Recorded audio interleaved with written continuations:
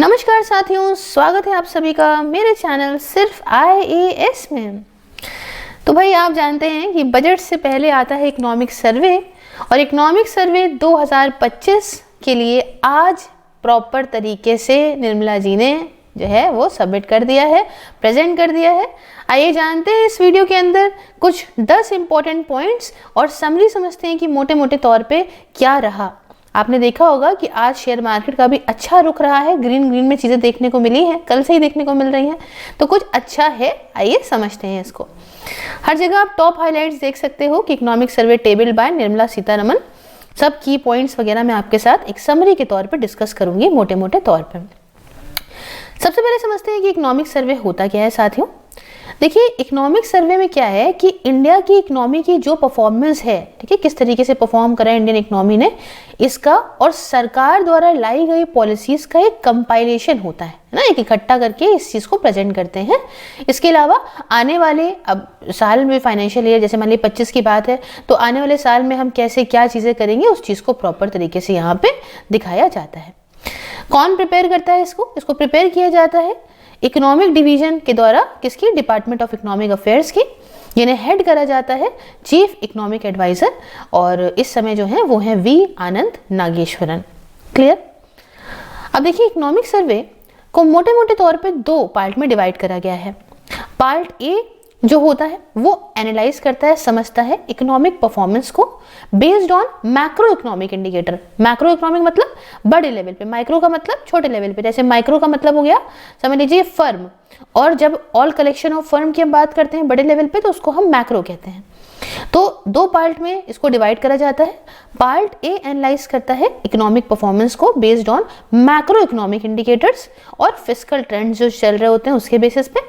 वही जगह part B socio economic issues जैसे कि हमारी education, poverty, climate change, GDP वगैरह की ग्रोथ आउटलुक को, इन्फ्लेशन को, ट्रेड को, इन सब से डील करता है। तो मोटे मोटे तौर पे हमने समझा कि इकोनॉमिक सर्वे होता क्या है। आइए 2025 का जो इकोनॉमिक सर्वे है उसे कुछ 10 की पॉइंट्स के अंदर समझते हैं। इसे बहुत ही अच्छी तरीके से हिंदुस्तान टाइम्स वालों ने एक्सप्लेन करा है, जहां से ये कंटेंट मैंने लिया है। अब इंडियन इकोनॉमी, पहला पॉइंट समझते हैं कि India's economy will remain stable. तो अब इसी बात को ध्यान में रखते हुए आप समझ लीजिए कि एक अच्छा, आपने शेयर मार्केट में ग्रीन ट्रेंड आपने देखा होगा, 258 पॉइंट से निफ्टी आज उठा हुआ था। तो इसमें क्या चीज़ है कि इंडिया की जो इकोनॉमी है वो स्टेबल रहेगी।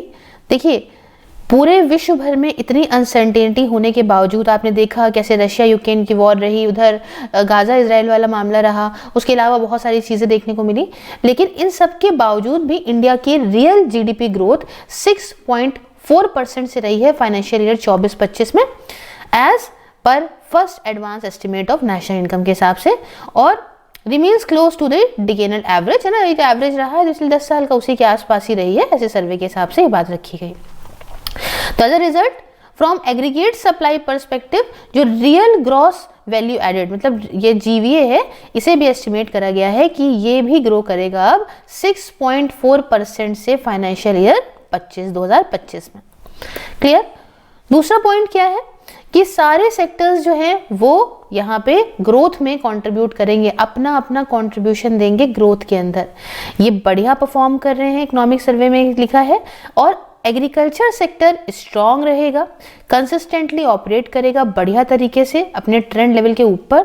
और इंडस्ट्रियल सेक्टर में भी देखने को मिला है कि ये अपना पैंडेमिक से पहले वाला जो मामला चल रहा था उससे बढ़िया उस तरीके पे ही लौट रहा है। रेट जो है ग्रोथ का रिसेंट ईयर्स में वो यहाँ पे सर्विस सेक्टर जो है वो ट्रेंड लेवल तक पहुँच गया है।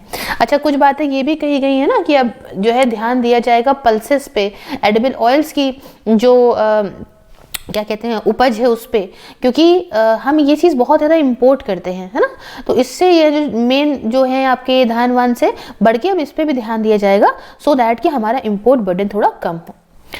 तीसरा पॉइंट जो है वो है इन्फ्लेशन अब कंट्रोल में आ रहा है।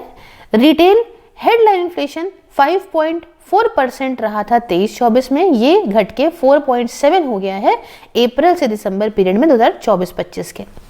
चैलेंजेस होने के बावजूद यहाँ पे पॉजिटिव साइंस देखने को मिले हैं इन्फ्लेशन मैनेजमेंट के भारत के अंदर, और रिजर्व बैंक ऑफ इंडिया साथ में international monetary fund that is IMF ने ये प्रोजेक्ट करा है कि इंडिया का कंज्यूमर प्राइस इन्फ्लेशन वो धीमे धीमे जो टारगेट है वही 4% का, वो 2026 तक हम उसे पालेंगे।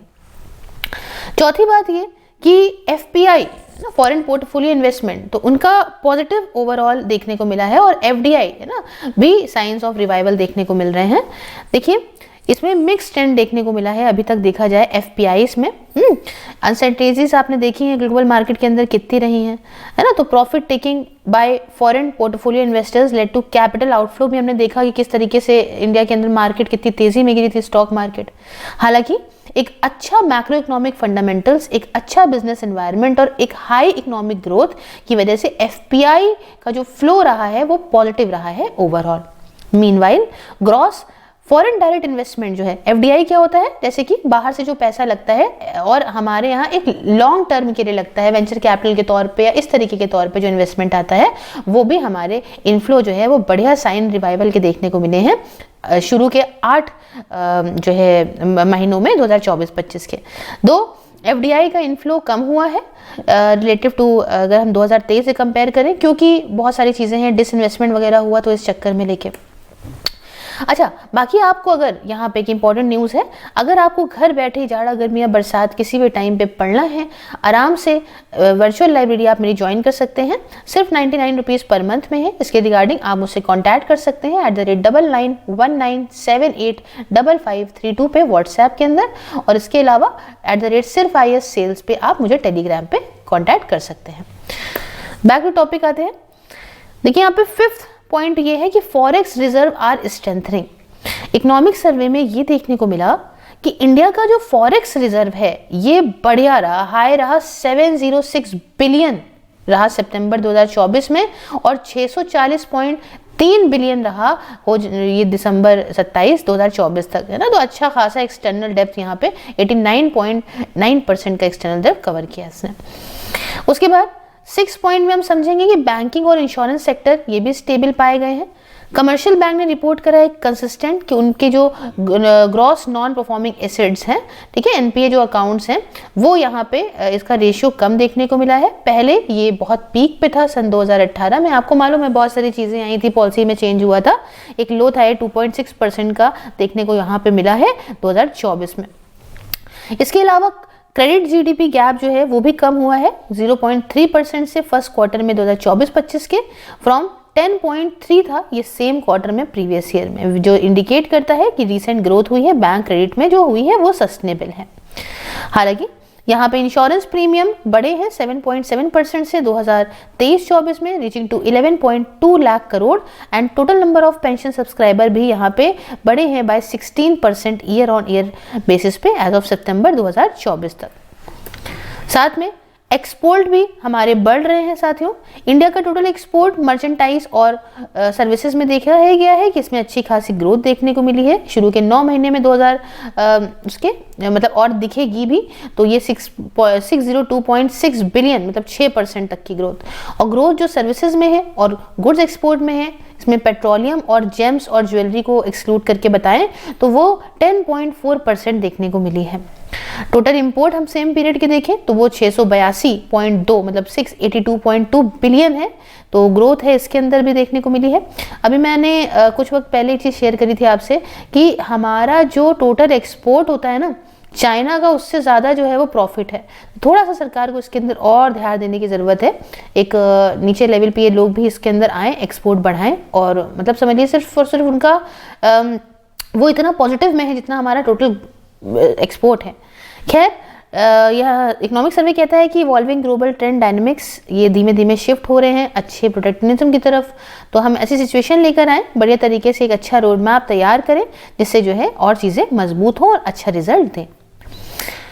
8वें पॉइंट में हम बात करेंगे MSME की क्रेडिट ग्रोथ जो है वो स्ट्रॉन्ग रही है, पर्सनल क्रेडिट मॉडरेट देखने को मिला है। सेक्टर वाइज बताऊं तो ग्रोथ एग्रीकल्चर क्रेडिट की नवंबर 2024 तक देखा गया है कि वो 5.1% थी, मीनवाइल ग्रोथ जो इंडस्ट्रियल क्रेडिट की थी वो 4.4% पे रही। इंडस्ट्रीज में बताऊं तो बैंक क्रेडिट जो है मैक्रो आपकी micro small and medium enterprises को, दैट इज एमएसएमईज को, ये भी फटाफट से बड़ा है than credit dispersal to large enterprises के कंपैरिजन में। At the end of November 2024 जो क्रेडिट था एमएसएमई का रजिस्टर किया गया है ईयर ऑन ईयर बेसिस पे, ये ग्रोथ हुई है 13% की, वेयर एज ये 6.1% का रहा लार्ज इंटरप्राइज के लिए।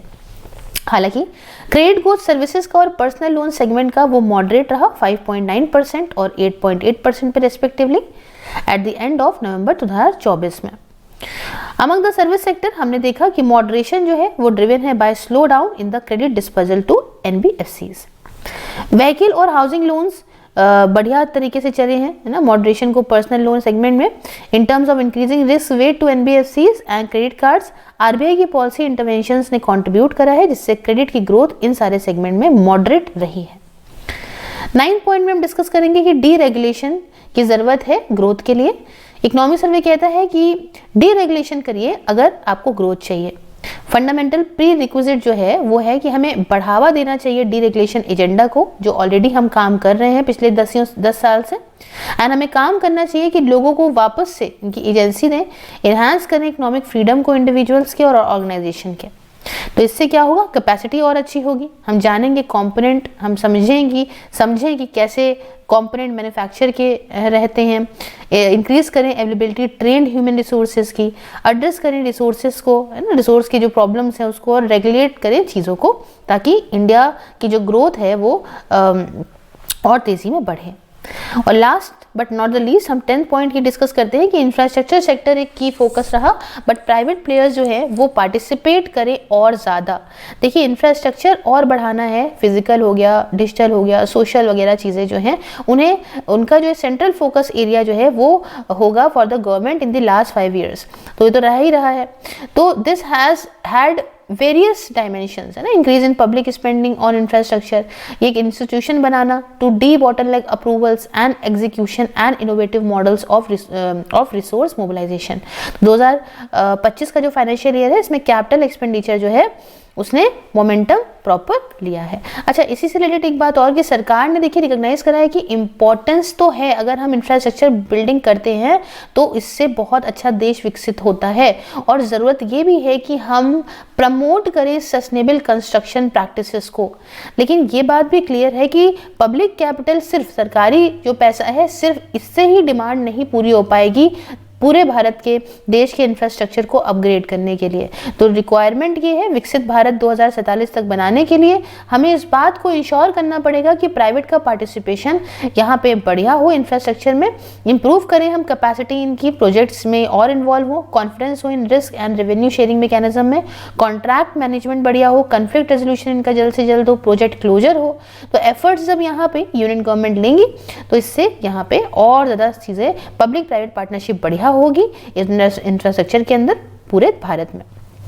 तो शॉर्ट में मैंने आपको समझा दिया ये। If you like the video please do like, share and subscribe. Apart from it, if you want to join my membership, you can join and support me in my work, and you can also follow me all the social media platform. You can watch these videos on Facebook as well, plus you get all the updates on Instagram, Telegram and of course Twitter. Okay, thank you so much for watching. मिलती हूँ next video में। जय हिंद, जय भारत।